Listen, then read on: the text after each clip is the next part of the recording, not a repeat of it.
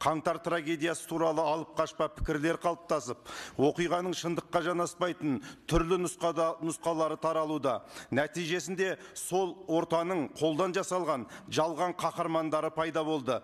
Тентектен тұлға, арандатушыдан батыр, сотқардан сардар, қылмыскерден қаһарман жасағысы келетін әділетсіз әрекеттер етек алып барады. Бұған қаңтар оқиғасына дейін де заңға қайшы әрекеттерімен танылған Дики Арманды мысалға келтірейін. Әлеуметтік желілерде оның жағымды бейнесін жасауға тырысып, жазықсыз қамауға алынды деген секілді негізсіз, пәтуасыз пікірлер қалыптастырып, Дики Арманнан алпамыс жасауға тырысуда. Бұндай қой терісін жамылған қасқырдың кейпіндегі жасанды батырсымақтың бейне жазбалары вирус секілді бірден таралып кетуде. Ал осындай жалған жарнамаға құрылған ақпараттық шабуылдар жас ұрпақтың санасына соққы болары сөзсіз.